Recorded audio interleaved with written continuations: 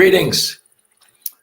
Hope this day finds you safe, healthy, and happy and thriving at whatever it is you're doing, wherever you're doing it. Hope you're just living your best life. This is the New Thought Media Network. I am Ken Ludwig, and you are watching Vibrant Living. And I hope that's how you're experiencing your existence. I hope you're living vibrantly. I hope you are taking into account everything that are your gifts, as well as everything that are your limitations, and then appreciating life from that perspective, regardless of what they are.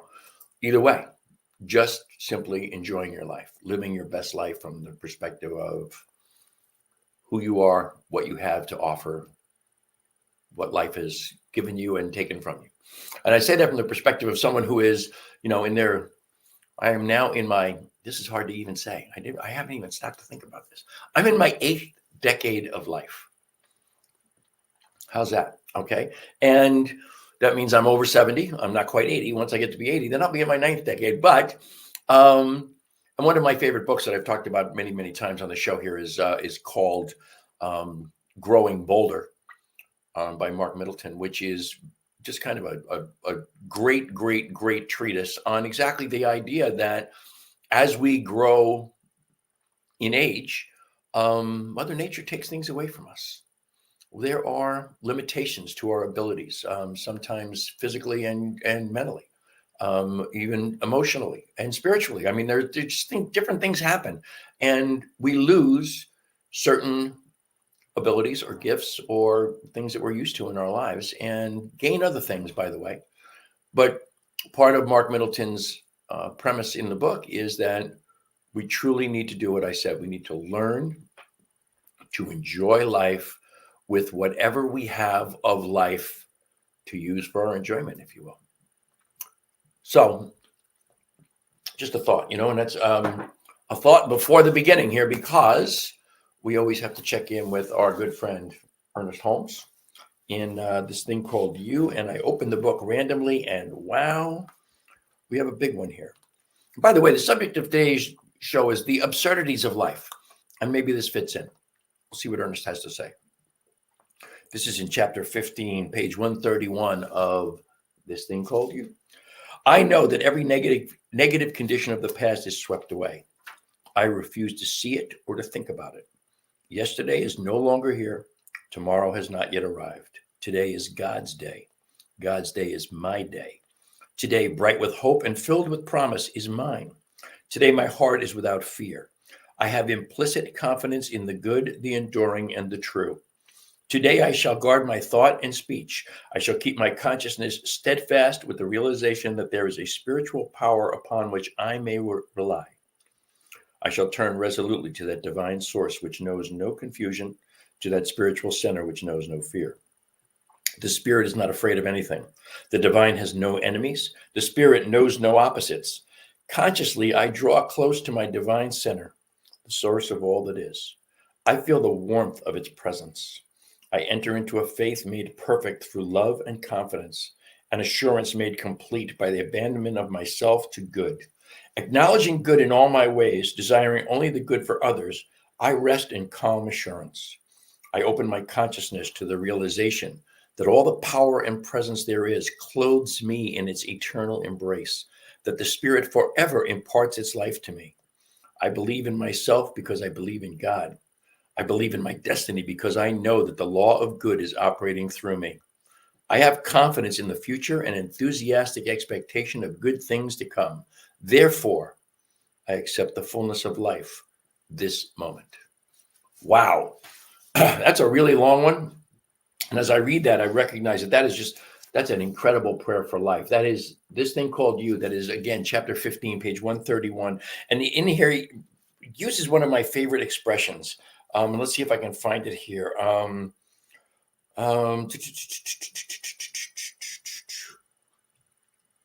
Here it is. I have implicit confidence in the good, the enduring, and the true. And in another, I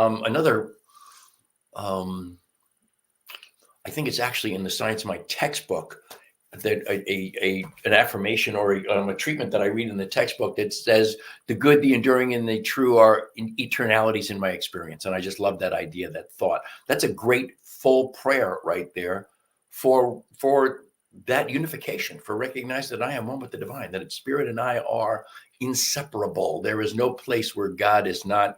God is in every cell of my being and in every space between every cell. And if you know anything about the biology of your body, you will know that there is more space than there is actual discernible matter. That's an interesting thought.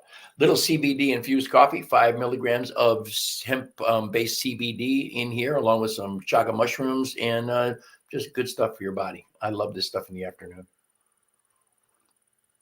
For whatever reason, I mix it with my regular coffee, and it doesn't keep me awake. And it just gives me a kind of a great feeling of just upliftment, if you will. Tastes pretty darn good too.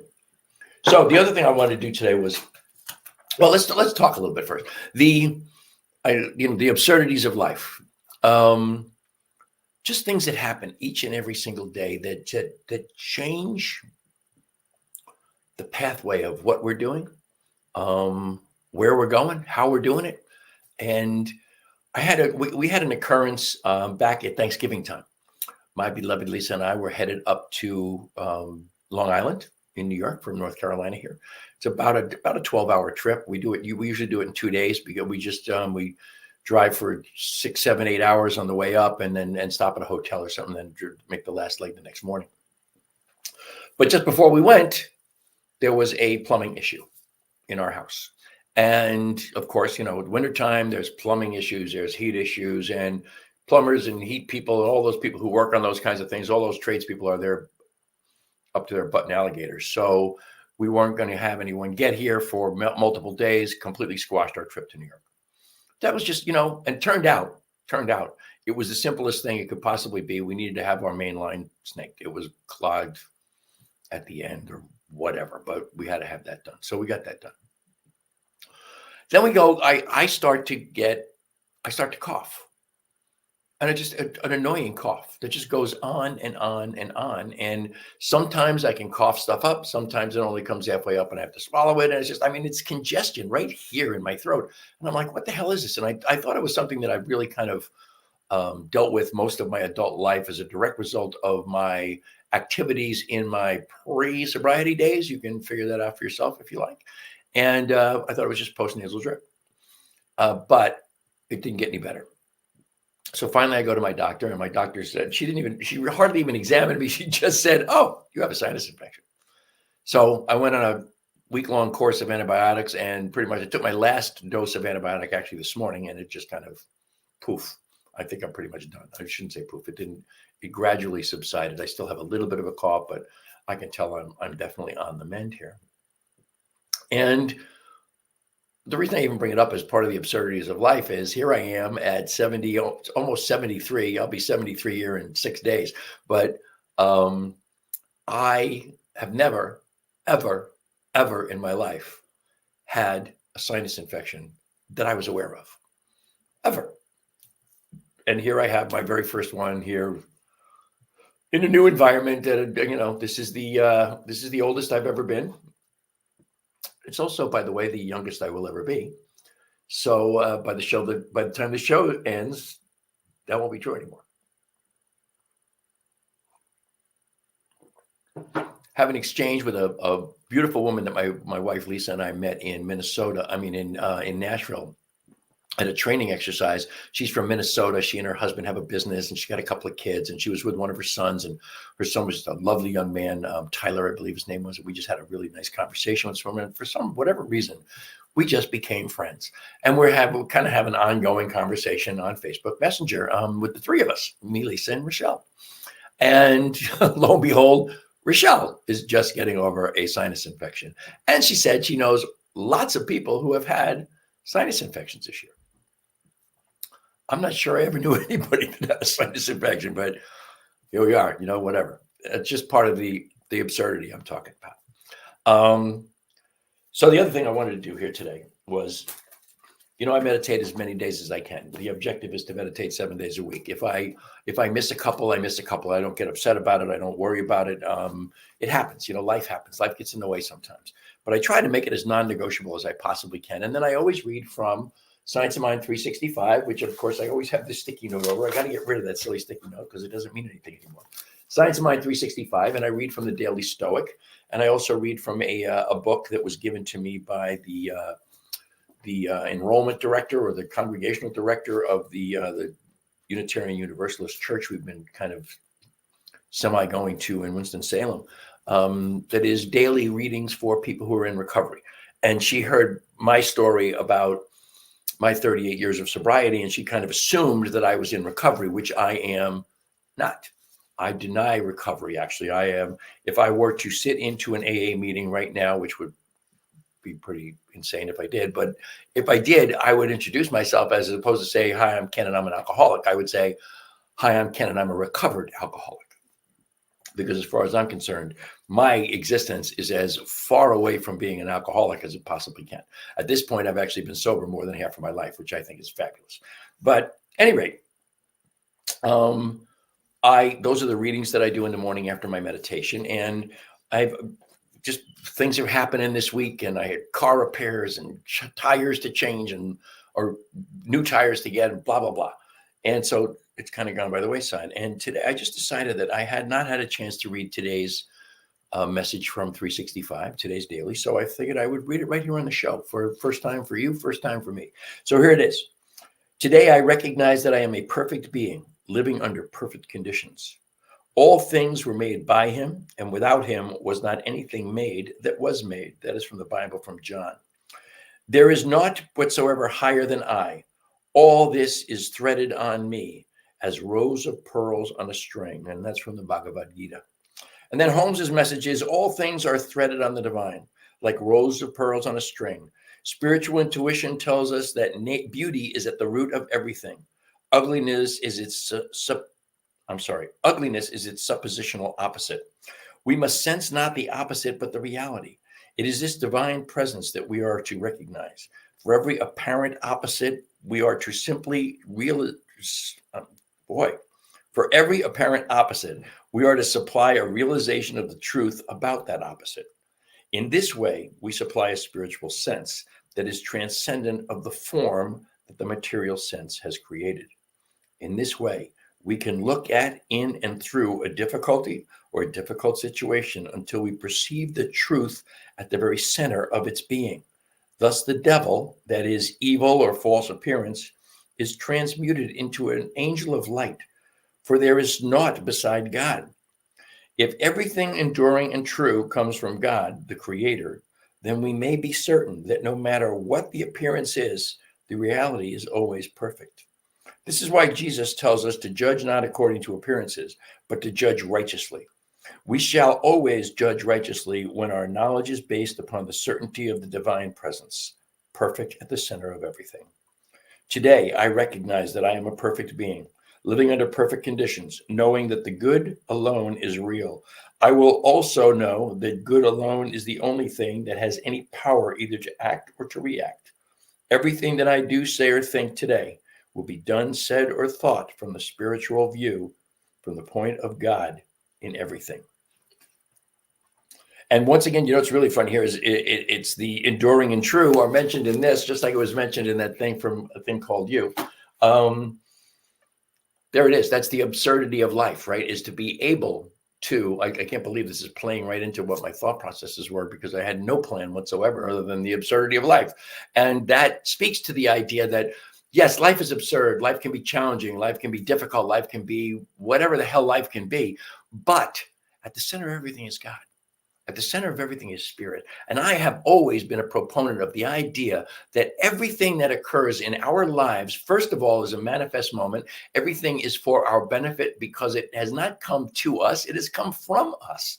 Everything is a manifest moment. So everything that happens in our experience is at its core good, enduring, and true, compassionate, and beneficial to us, to our way of life, to our expansion, to our growth, to that next highest vision of us. Everything that happens, no matter how absurd, no matter how crazy, no matter how ugly, no matter how stressful at the moment, it is all God experiencing God's self through you, through me, through each and every one of us. Experiencing itself through its creation. Only and always 100% true.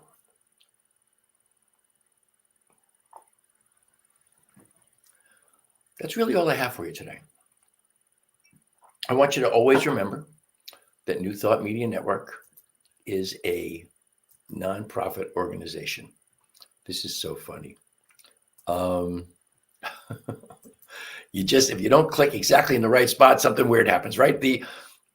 Donate to New Thought Media Network. That's how we survive. It's what keeps us going. So go to ntmedia.org, newthoughtmedia.org, ntmedia.org. Click on donate, and we'll just be absolutely thrilled with whatever it is that you decide to bestow upon us. We are always grateful for that.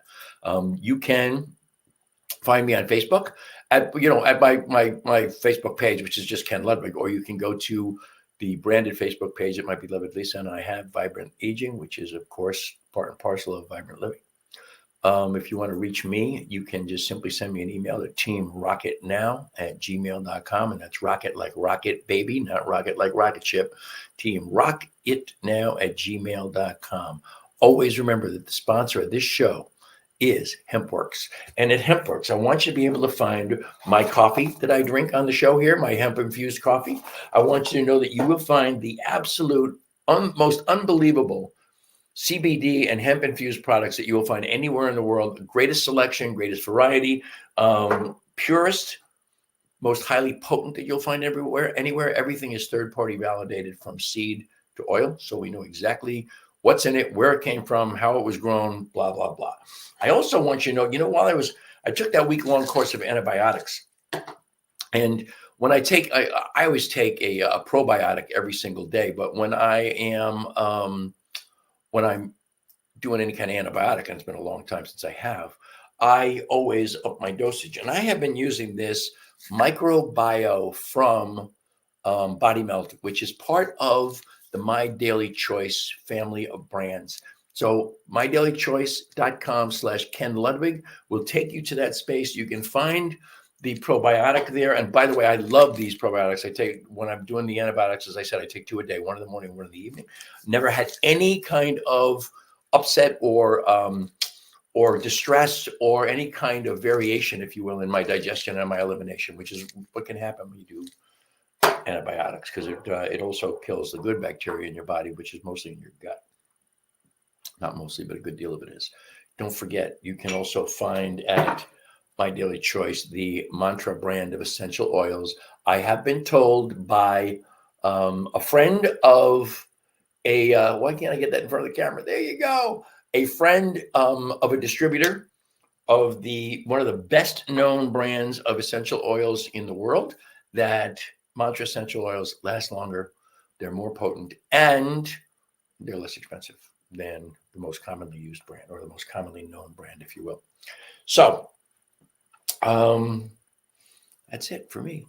And I want you to know, once again, let's get this back up here, that the